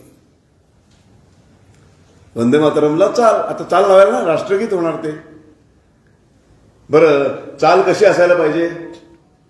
मिलिटरीच्या पथकाला वाजवता आली पाहिजे, त्याच्या बँड पथकावर. आपलं जे 3 दल आहेत ना, भूदल, वायुदल आणि नौदल, यांना ते त्यांच्या संचलनामध्ये वंदे मातरम किंवा जे राष्ट्रगीत आहे ते वाजवता आलं पाहिजे त्यांच्या त्या बिगुल आणि ह्याच्यावरती. विष्णू दिगंबर पलुसकर हा अतिशय थोर ऋषीमुनी संगीत क्षेत्रातला, छान चाल लावली, दिल्लीमध्ये गेले, पंतप्रधानांची वेळ घेतली, त्यांना ती चाल ऐकवली, म्हणजे आता आपले राष्ट्रगीत. बरं, संपूर्ण संसद म्हणजे भवनामध्ये सुद्धा राष्ट्रगीताला विरोध व्हायचा सवालच येत नाही. कोण विरोध करणार? एखादा कोणी केला तर मग सगळेजण उचलून धरणार राष्ट्रगीत. आता जर हे राष्ट्रगीत झालं तर पुढे आपल्याला खूप प्रॉब्लेम येणार आणि ते 10-20% लोक आपल्यापासून दुरावणार, ही भीती आमच्या गुलाबाच्या फुलाच्या मनात निर्माण झाली आणि तिथून खेळ सुरुवात झाली. मग विष्णू दिगंबर पलुसकरांनी जे चाली लावल्या त्या चालीला नाकं मुरडण्यात आली. बघा गंमत कशी आहे. नाही, ही चाल नाही, ही फारच शास्त्रीय संगीतावर आधारित आहे. पण ते साधे कलावंत आहेत, ते त्यांना राजकारण कळत नाही. त्यांना म्हटलं खरंच चाल आवडली नसेल, दुसरी चाल लावली, तिसरी चाल लावली. पुण्यामध्ये मिलिंद सबनीस, ज्यांच्या पुस्तकावर मी हे संपूर्ण त्यांचा अभ्यास आहे, त्यांची PhD केली, त्याच्यावर मी हे सगळं माझं हे आजचं व्याख्यान जे आहे ते मिलिंद सबनीसांच्या, त्यांनी जो अभ्यासपूर्ण PhD करून वंदे मातरमवर जे लिहिलेलं आहे त्या सगळ्याच्या अभ्यासावर मी हे बोलतो. त्या मिलिंद सबनीस जे पुण्याचे आहेत त्यांच्याकडे विष्णू दिगंबर पलुसकरांनी लावलेल्या वंदे मातरमच्या 13च्या 13 चाली त्यांच्या कॉम्प्युटरवर आहे. प्रत्येक चालीला नाक मुरडलं की मग गुलाबाच्या फुलाला ती दुसरी चाल लावून दाखवायची. बघा आता हे जमणार, आता हे जमणार. तोपर्यंत सुभाषचंद्र बोसांनी आकाशवाणीवरती वंदे मातरम बिगुलावर म्हणून झालं, राष्ट्रगीत म्हणून, आझाद हिंद सेनेतर्फे. तर सगळ्यांना असं वाटलं की आता हे होणार आणि तिकडे एक राष्ट्रीय सभा भरणार होती. जे जे देश स्वतंत्र झाले होते त्या सगळ्यांचे युनोमध्ये सभा होणार होती आणि तिथे हे पहिले पंतप्रधान म्हणून जाणार होते आमचं. काय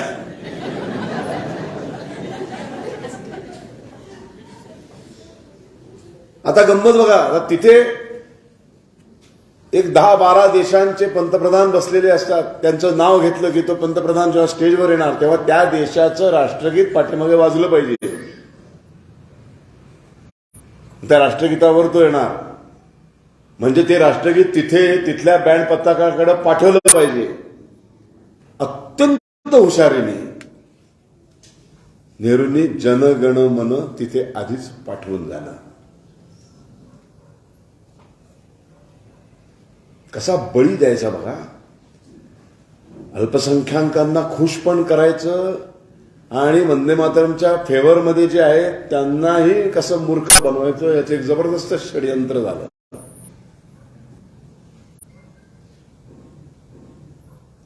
जनगण मन. आता जनगण मन कुणी लिहिलं? रवींद्रनाथ टागोरांनी. ते कुणासाठी लिहिलं? ते जे बंगालचं आंदोलन झालं वंदे मातरमच्या जयघोषाने, शेवटी ब्रिटिश सरकारला बंगालची फाळणी रद्द करावी लागली आणि त्या कर्झनला पाठवून दिलं परत इंग्लंडमध्ये आणि तिथे पंचम जॉर्ज आला आणि तो आला आणि त्याने पहिल्यांदा बंगालची फाळणी रद्द केली. मग राष्ट्रीय सभेनं त्या पंचम जॉर्जनी फाळणी रद्द केली म्हणून त्याचा एक सत्कार समारंभ आयोजित केला आणि त्या सत्कार समारंभाला त्याचं एक गाणं तिथे गायला पाहिजे म्हणून बंकिम आपलं रवींद्रनाथ टागोरांच्या मित्रावर ती जबाबदारी दिली. ते रवींद्रनाथ टागोरांकडे गेले आणि म्हणाले एखादं छान गाणं लिहून द्या पंचम जॉर्जच्या स्वागतासाठी. टागोर भडकले. ते म्हणाले मी नाही देणार कुठलं ते पंचम षष्ठ जॉर्जसाठी, मी माझी लेखणी नाही चालवत. पण तो मित्र होता म्हणून त्यांनी आधी लिहिलेलं जनगण मन तो मित्र घेऊन गेला, तिथे ते वाजवलं. पंचम जॉर्जच्या स्वागतासाठी वाजवलेलं जनगण मन. आता जनगण मन वाचाय म्हणा एकदा. जनगण मन अधिनायक जय हे भारत भाग्य विधाता. पंजाब सिंध गुजरात मराठा द्राविड उत्कल वंग विंध्य हिमाचल यमुना गंगा उच्छल जलधि तरंग तव शुभ नामे जागे तव शुभ आशीष मागे गाये तव जय गाथा.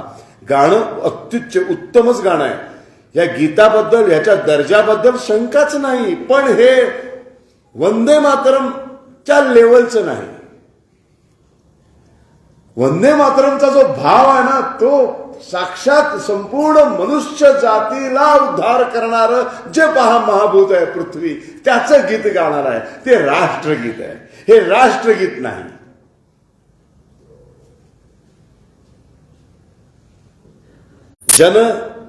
जन गण म्हणजे संख्या, जनगण मन त्यांचं सगळ्यांचं मन. जनगण मन अधिनायक जय, जे आपल्या सर्वांना आपण ज्यांना अधिनायक म्हणतो, आपला सगळ्यांचा नायक म्हणतो. जनगण मन अधिनायक जय भारत भाग्य विधाता. कोण अधिनायक आहे आपला?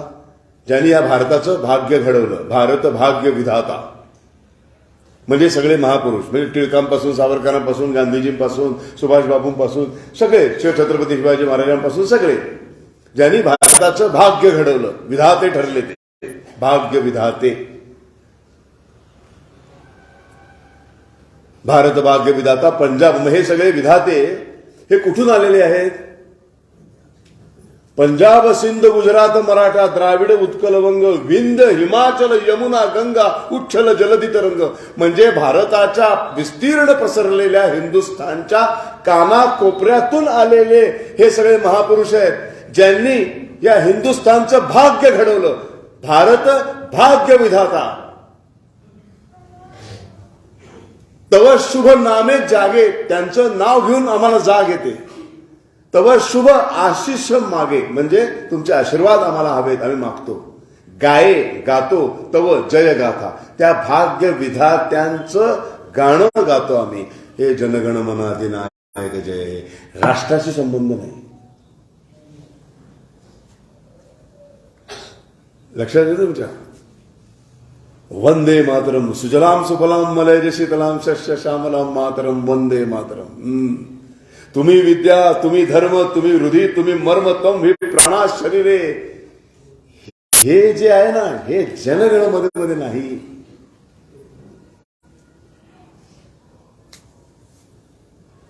अत्यंत हुशारीने हे गाणं पाठवलं गेलं.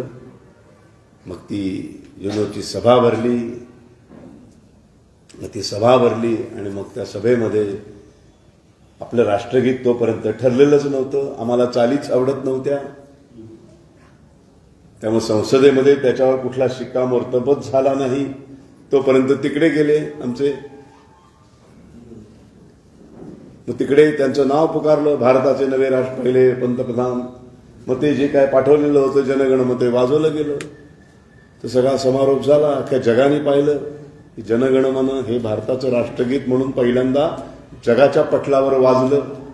मग आले, मग संसदेमध्ये कसा पाया तयार केला बघा. जनगण मन हे राष्ट्रगीत व्हायला पाहिजे याचा पाया कसा तयार केला गेला कोणाला कळलंच नाही.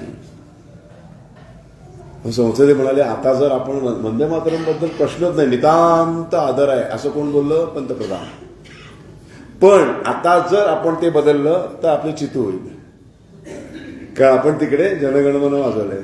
आपण असं करूया, दोन्ही गाण्यांना आपण तो दर्जा देऊया.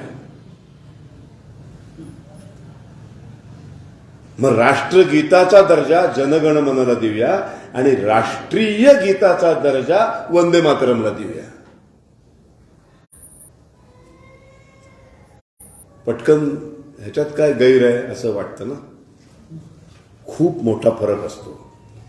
क्रिकेटच्या मॅचमध्ये 99 वर जो आउट होतो आणि जो 100 काढून आउट होतो, हा जो फरक आहे क्वालिटी सेम. 99 आणि 100 दोन्ही बॅट्समन एकाच क्वालिटीचे असतात. पण कालांतराने सेंचुरी झालेल्या बॅट्समनच्या नावामध्ये जो 100 असतो त्याचंच नाव लिहितात, 99 वाल्याचं नाव येत नाही. राष्ट्रगीत राष्ट्रीय गीत. राष्ट्रगीत हे प्रत्येक देशातल्या नागरिकाला कंपल्शन आहे, राष्ट्रीय गीताचं कंपल्शन नाही. म्हणून आमचे आमदार खासदार हे वाक्य म्हणू शकतात, गले पे छुरी रखेंगे तो भी वंदे मातरम नहीं बोलूंगा. आणि अशा तऱ्हेने बंकिमचंद्रांच्या एका अतिशय संपूर्ण स्वातंत्र्य युद्धाला मरायला सामोरं जाण्यासाठी जी शक्ती देणारा हा जो मंत्र होता त्याचा आम्ही बळी घेतला. आणि जनगण मन अधिनायक जय हे राष्ट्रगीत झालं आणि वंदे मातरम राष्ट्रीय गीत झालं. 99 वर आऊट होणारा बॅट्समन ठरला. अशा या राष्ट्रगीत या विषयावरती अतिशय अवघड विषय आहे. तो जास्तीत जास्त सोपा कसा करून सांगता येईल याचा मी प्रयत्न केला. कितपत आवडला मला माहीत नाही, ते मला उद्या कळेल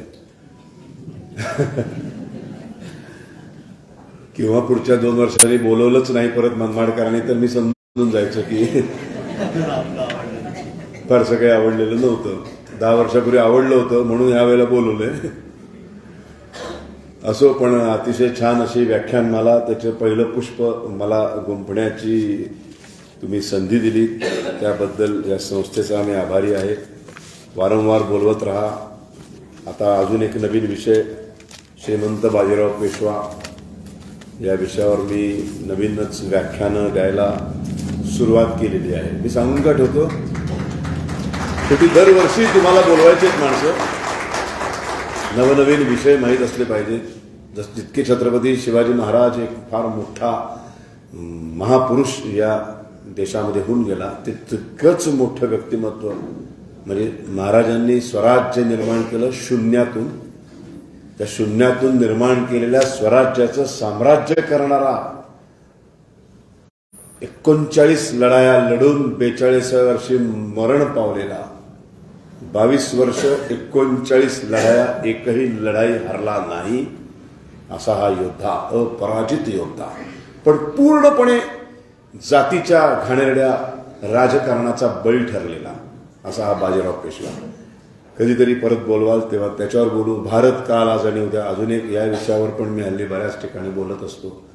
आणि अतिशय सुंदर मनमाडचे रसिक इतके तास, आता 8:45 वाजले, 1.5 तास होऊन गेला असेल सहज, जास्त झाला. इतके पिन ड्रॉप सायलेन्स.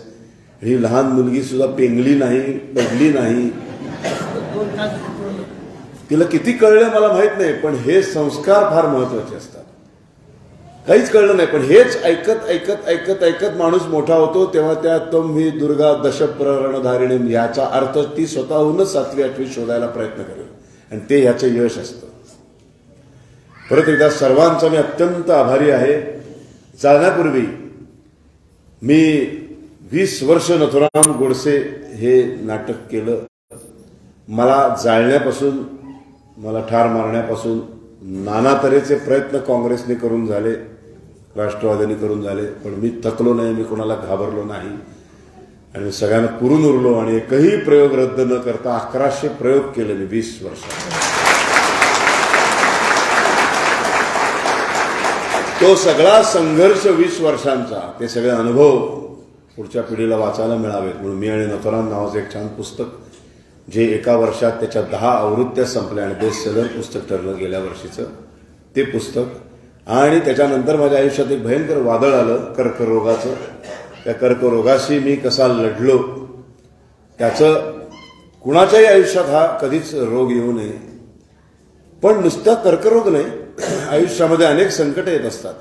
जसं आता कोरोनाचं संकट होतं, कधी आर्थिक संकट असतं, आर्थिक कर्करोग पण होतो अनेकांना, कधी कधी मानसिक कर्करोग होतो, शारीरिक तो होतोच होतो. पण अशा सगळ्या संकटांवर मात करण्यासाठी नेमकं काय केलं पाहिजे हे लिहिणारं त्याचं एक पुस्तक, दुसरं वादळ, अशा 2 पुस्तकं तिथे आमचा मुलगा धवल बसलेला आहे. व्याख्यान संपल्यानंतर ज्यांना हवं असेल त्यांनी ते पुस्तक घेऊ शकता. वाढदिवसांना वगैरे आपण अशा काहीतरी भेटी देतो, त्याच्याऐवजी अशी पुस्तकं द्यावीत जेणेकरून चांगला विचार समाजापर्यंत पोचवला पाहिजे. समाज हा सुदृढ आणि असा समृद्ध व्हायला पाहिजे. त्यासाठी आपण सर्वांनी एकत्र येऊन हे राष्ट्र निर्माण करूया. जे सुंदर राष्ट्र या सगळ्यांनी मिळून स्वतंत्र केलेलं आहे, ते स्वतंत्र राष्ट्राचं एक महाभयंकर असं एक विश्वगुरूपर्यंत नेणारं कार्य आता आपल्याला करायचं आहे. इथंच थांबतो. जय हिंद, जय महाराष्ट्र.